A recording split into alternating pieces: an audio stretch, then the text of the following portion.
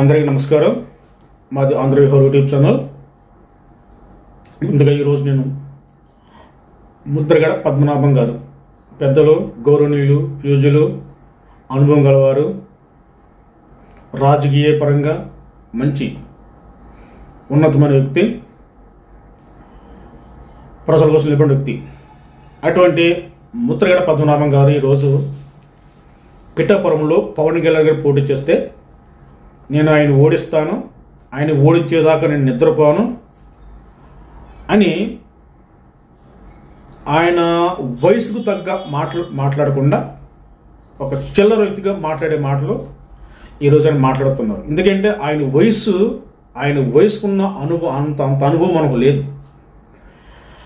ఆయన రాజకీయ పరంగా ఉన్న అనుభవం మనకు లేదు.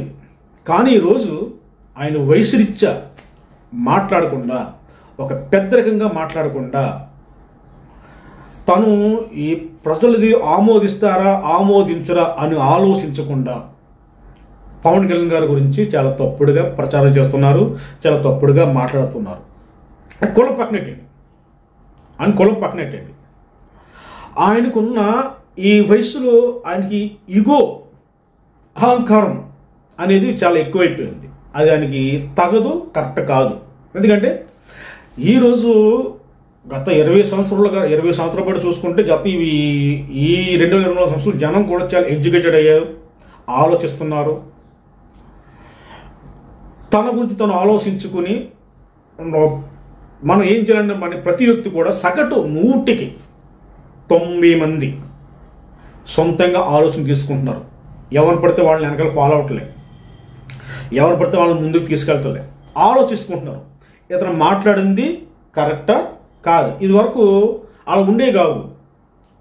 ఈ సోషల్ మీడియా అన్నది, ఈ ఫోన్లు అన్నవి అన్నది అప్పుడు అంత ఉండే కాదు. ఏదో టీవీలో వచ్చాయి. ఈ సోషల్ మీడియా ప్రభావం అప్పుడు ఆ టైంలో, ఆయన ఉన్న టైంలో లేదు. ఆ రోజు వాళ్ళు ఏది చెప్తే అదే మనకి వేదవాక్కు, వాళ్ళు ఏమంటే అదే మనకి శాసనం అయిపోయేది. కానీ ఈరోజు ప్రతి మూల ఏం జరుగుతుందో, ప్రతి మూల ఏమి అవుతుందో అనేది నిమిషానికి సెకండ్ కూడా సోషల్ మీడియాలో వచ్చేస్తుంది మనకి. ఎవరేంటి, ఏ వ్యక్తి ఏంటి, ఎవరేంటి అన్నది ప్రతి మినిట్ సెకండ్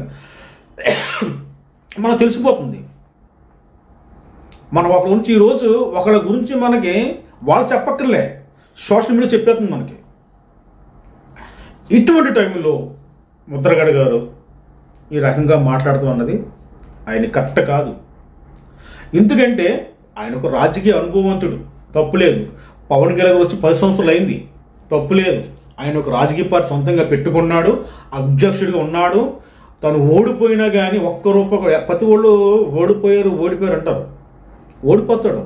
ఎలక్షన్లో ఒక రూపాయి ఖర్చు పెట్టుకుని నిలబడ్డాడు, ఓడిపోతాడు. మరి ఈరోజు ప్రజలు ఎలాగున్నారు?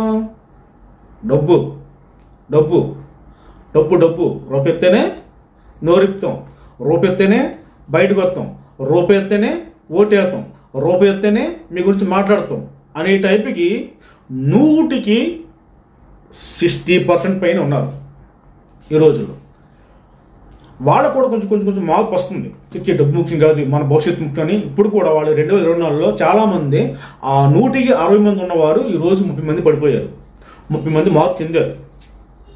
ఇప్పుడు 100కి 70 మంది మార్పు చెందిన వారు ఉన్నారు, 30 మంది ఇంకా మార్పు చెందిన వారు ఉన్నారు. అయితే ఈ ముద్రగడ పద్మనాభం గారు పవన్ కళ్యాణ్ కన్నా అనుభవజ్ఞుడు, రాజకీయపరంగా ముందు వచ్చాడు, రాజకీయపరంగా ఎదిగాడు, రాజకీయపరంగా గెలిచాడు, ఎమ్మెల్యే అయ్యాడు, ఎంపీ అన్ని రకాలుగా చేశాడు. అయితే తన సగం అయిపోయింది. ఇప్పుడు మళ్ళీ కొత్త రకం వచ్చింది. పవన్ కళ్యాణ్ పార్టీ పెట్టుకున్నాడు, ఆయన పోరాడుతున్నాడు. తన పార్టీ గురించి ఆయన ఓడిపోయినా సరే పార్టీలో నిలబడి పార్టీని ఈరోజు నిలబెట్టి దాన్ని పోరాడగలుగుతున్నాడు. అన్ని చోట్ల ఓడిపోయిన వ్యక్తి అధ్యక్షుడు ఓడిపోతే ఆ పార్టీ అక్కడ మనుగడలో ఉండదు, సాగలేదు. ఎందుకంటే నాయకులు ఉండరు, నాయకులు సైడ్ అయిపోతారు. 2019 ఎలక్షన్లు ఎప్పుడైతే జనసేనలో పోటీ చేసి వచ్చిన నాయకులందరూ కూడా సైడ్ అయిపోయారు. 100 మంది వస్తే 30 మంది నిలబడ్డారు, 10 మంది బయటకు వెళ్ళిపోయారు. నాయకులు లేరు జనసేనకి. అయినా కానీ 2019 ఎలక్షన్లో పోటీ చేసిన వ్యక్తులు ఈ రోజుల్లో జనసేన పట్ల ఎవరు లేరు పెద్దగా. అందరూ అయిపోయారు. మేధావులు, అనుభవజ్ఞులు, తెలుగువారు, అటువంటి వాళ్ళు బయటకు వెళ్ళిపోయారు.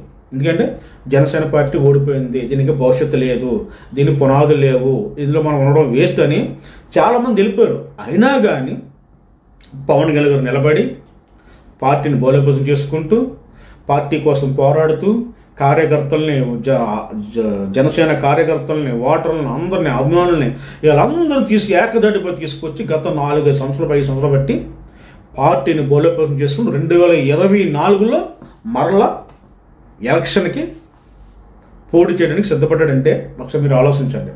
ఆయనకి ఎంత ఓర్పు, సహనం ఉందో మీరు ఒకసారి ఆలోచించండి. అటువంటి వ్యక్తిని ఏదో పార్టీలో చేరి ఆ పార్టీలో నెగ్గి మళ్ళీ అయిపోయిన తర్వాత మళ్ళీ పార్టీలో మళ్ళీ ఇంకో పార్టీలో చేరి ఇంకో పార్టీలో నెగ్గి అలాగా పబ్బం పొడుపుతున్న వ్యక్తి కొంతమంది అయితే అదే పార్టీలో నిలబడి, అదే పార్టీ కోసం కష్టపడి, అదే పార్టీ కోసం నిలబడి, అదే పార్టీ కోసం తన సొంత డబ్బుల్ని ఖర్చు పెట్టి, తన కష్ట ఆ పార్టీ కోసం దారిపోసి ఈరోజు పార్టీ నిలబెట్టిన వ్యక్తి పవన్ కళ్యాణ్ గారు. ఆయన ఎక్కడ, ఈయన ఎక్కడ? ఏ పార్టీ ఎక్కడ అవుతుంది ఇంకో పార్టీకి వెళ్తాడు, ఇంకో పార్టీకి వెళ్తాడు. అటువంటి వ్యక్తి ముద్రగడ గారు. కానీ పవన్ కళ్యాణ్ గారు తన పార్టీని నమ్ముకొని, తన సిద్ధాంతాలను నమ్ముకొని, తన పార్టీని నమ్ముకొని, తన పార్టీని బలోపేతం చేసుకుంటూ ఓడిపోయినా కానీ ఎవరూ లేక ఒంటరిగా పోరాడి ఈరోజు పార్టీని మళ్ళీ ఒక స్టాండర్డ్ తీసుకొచ్చారంటే దట్ ఈస్ పవన్ కళ్యాణ్ గారు. మరి ముద్రగడ గారు, పవన్ కళ్యాణ్ గారు ముద్రగడ గారికి వెళ్ళలేదని, ఆయన ఆహ్వానించలేదని, ఆయనతో సమీక్ష చేయలేదని, ఆయనతో సంప్రదింపులు జరపలేదని అహంకారంగా, స్వార్థంగా నేనెక్కడ ఆయన ఎక్కడ అని అటువంటి అహంకారమైన ఆలోచనలు వెళ్ళిపోయి, నేను ఈరోజు నా వెనకాల ప్రజలు ఉన్నారు, నా ప్రజలు ఇందుకు ఎందుకున్నారు, నా వెనకాల ఇందుకు వస్తున్నారు, నా వర్గం నన్ను ఇందుకు సపోర్ట్ చేస్తుంది అని ఆ ఆలోచన కూడా పక్కన పెట్టి తన స్వార్థ ప్రయోజనం కోసం, తన అహంకారం కోసం, తన ఈగో కోసం సొంత కార్యకర్తల్ని, సొంత వర్గాన్ని పక్కన పెట్టి పవన్ కళ్యాణ్ గారి మీద విమర్శలు, అహంకారమైన మాటలు, స్వార్థపరమైన మాటలు మాట్లాడుతూ నీ వర్గం నువ్వు ఏం చేస్తావు? నీ వర్గం కోసం నువ్వు ఏం పోరాడావు? 5 సంవత్సరాల్లో ఏం తెచ్చావు? నీ వర్గం కోసం, నీ కుల కోసం ఏం పోరాడావు? నీ కుల కోసం ఏం తెచ్చావు? రిజర్వేషన్ తెచ్చావా? రిజర్వేషన్ పోరాడావా? ఇస్తానన్నాడా? దెంగమన్నాడు బయటికి? ఏమీ తెలియదు. అటువంటి వ్యక్తి ఈరోజు పవన్ కళ్యాణ్ నేను ఓడిస్తాను, ఇక్కడ కూడా చేస్తాను, తరిమేస్తాను. ఏంటి ఇంతకు వచ్చిన మాటలు ఇవి? మనం ఎంత, మన బతికెంత? ఈరోజు పోతే రేపు మూడో రోజు మర్చిపోతాం. మన కంఠంలో ప్రాణం ఉందని చెప్పి మనకు విలువ, మనం మాట్లాడే ప్రతి మాటను బట్టి మనకు విలువనిస్తారు, ప్రతి మాటను బట్టి మనకు గౌరవిస్తారు. ఈ రోజు నిన్ను నమ్ముకుని నీ వర్గ ప్రజలే, నీ కుల ప్రజలే ఈ రోజు నిన్ను ఒంటరి చేశారంటే అర్థం చేసుకుని ముద్రగడ గారు. నీ కుటుంబ సభ్యులు కూడా నీతో కలిసి రావడం లేదు, నీ కుటుంబ సభ్యులు నువ్వు తిరిగేస్తున్నారు అంటే మీరు ఏ రకంగా మాట్లాడుతున్నారో, ఏ రకంగా మీరు తప్పుడుగా మాట్లాడుతున్నారో, ఏ రకంగా మీరు తప్పుడుగా ఆలోచిస్తున్నారో ఒకసారి మీరు ఆలోచించుకోండి. ఎందుకంటే మీ వయసులో సగం వయసు మాకు లేదు, మీకున్న అనుభవంలో మాకు అనుభవం లేదు. కానీ అయినా కానీ ప్రజలు ఈరోజు మిమ్మల్ని వ్యతిరేకిస్తున్నారంటే, మిమ్మల్ని పక్కన పెట్టారంటే మీ వల్ల గురిపే కూడా తెగదు ముద్రగడ గారు. కానీ ప్రజలు ఇక్కడ మీ వెనకాల ఉన్నారు, నా కులపులు ఉన్నారు, నా వెనకాల ఉన్నారని మీరు భ్రమపడుతున్నారు. ఆల్రెడీ మీ కులపులు ఏమో వదిలేశారు, మిమ్మల్ని పక్క పెట్టేశారు. ఎవరు ఎక్కడికి వెళ్ళాలో అక్కడికి వెళ్ళిపోయారు. అదేనండి, స్వార్థ ప్రయోజనాల కోసం స్వార్థపూరితమైన మనుషులే మీ వెనకాల ఉన్నారు తప్పించి ప్రజల కోసం నిస్వార్థంగా ప్రజల కోసం బయటకు వచ్చిన ప్రతి కార్యకర్త కూడా, ప్రతి మీ యొక్క వర్గ ప్రజలు కూడా అందరూ కూడా బయటకు వెళ్ళిపోయారు. ఓన్లీ స్వార్థపూర్తమైన వారే మీ వెనకాల ఉన్నారు. వాళ్ళకి ఏం దొరుకుతుందని మీ వల్ల, కానీ మీ వల్ల ఏం తెగదు, మీ వల్ల ఏం రాదు. మిమ్మల్ని ప్రతి ఒక్కరు కూడా వాడుకుని వదిలేసి రకం యూజ్ అండ్ త్రో. మీరు జస్ట్ మీరు మీ పేరు వాడుకుంటారు అంతే. ముద్రగడ పద్మనాభం అనే బ్రాండ్ ఒక పేరు మీకు ఉంది, ఆ పేరుని ఇతర పార్టీ వాళ్ళు మిమ్మల్ని వాడుకుంటున్నారు. కానీ మీ వల్ల ఏమవుతుంది సంగతి వాళ్ళకి తెలుసు. కానీ పిచ్చి మీద బ్రహ్మాస్త్రం ప్రయోగించాలి కదా. ఏదో అస్త్రం వేసామనుకో, అది కొంతవరకైనా నెగ్గుతుందేమో తల్లితో తలవచ్చేసి మిమ్మల్ని ప్రయోగిస్తున్నారు. కానీ మీ అస్త్రం అన్నది, మీ అస్త్రంలో పవర్ లేదు, మీ అస్త్రంలో బలం లేదు, మీ అస్త్రం ఎటువంటి ఏమి లేదు, అంత తుస్సే తుసుకుని తప్పగా మీది. మీరు ఎన్ని రకాలుగా మాట్లాడినా, ఎన్ని రకాలుగా చేసినా మీ వల్ల ఏమి జరగదు, గొరుపెక్కి కూడా తగ్గదు, ఒక్క ఓటు కూడా ఇతర పార్టీ పడదు. మీరు ఎన్నైతే మాట్లాడుతున్న పవన్ గురించి అన్ని మాటలు కూడా పవన్ కళ్యాణ్ గారికి ప్లస్ పాయింట్, ఆయనకే ప్లస్, మీకు మైనస్, ఆ పార్టీ వాళ్ళకి మైనస్.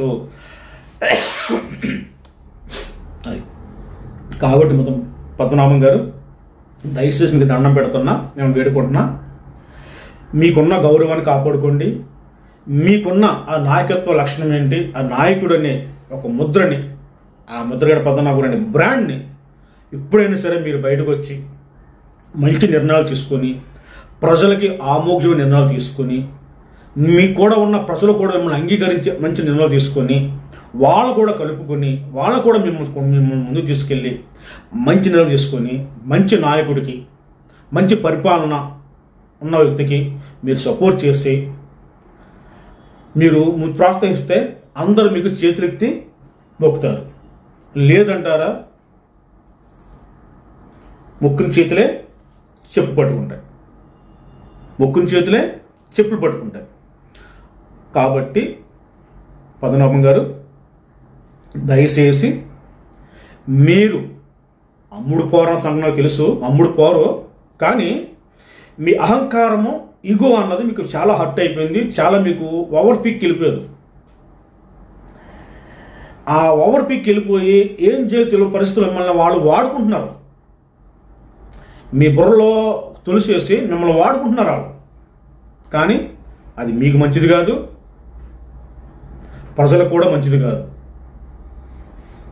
అయ్యగారు నమస్కారం అండి, మీకు మంచిది అయ్యగారు, మీకు మంచిది కాదు, ప్రజలకు కూడా మంచిది కాదు. మంచి నిర్ణయాలు తీసుకోండి. ఈ వయసులో మీకు అందరూ కూడా మీకు సెల్యూట్ చేయాలి, పద్మనాభం గారు అని సెల్యూట్ చేయాలి మీకు. అది స్థాయి మీది. కానీ చెప్పు చించే స్థాయికి మీకు దిగజారకండి, దిగజారొద్దు. దయచేసి మీకు మనవించుకుంటున్నాను. పెద్దలు గౌరవులు మీరు ఎదురువారు చెప్పే వినే స్థాయిలో మీరు లేరన్న సంగతి నాకు తెలుసు, కానీ మీరు వినరు. వినే స్థాయి దాటిపోయి మీరు మీకు ఇప్పుడు మీ ఎప్పుడైతే మన ప్రత్యేక వర్గంతో మీరు వారి మాట తప్పించి మిగతా ఎవరి మాట మీరు వినే స్కోప్లో మీరు లేరు, ఆ స్థాయి దాటిపోయారు. కాబట్టి ఒక్కసారి మనస్సంతకు కూర్చుని ఆలోచించి మరొకసారి నిర్ణయం తీసుకొని ప్రజలకి, రాష్ట్రానికి, అలాగే మనకి అందరికి ఉపయోగపడే విధంగా మంచి నిర్ణయాలు తీసుకొని ప్రజలకి మేలు చేసే రకంగా మాట్లాడతారని, ప్రజలకు ఉపయోగపడే ప్రభుత్వానికి మీరు సపోర్ట్ చేస్తారని రెండు చేతులు జోడించి మిమ్మల్ని వేడుకుంటున్నాను. ముద్రగడ పద్మనాభం గారు నమస్కారం అండి. జై హింద్, జై జనసేన.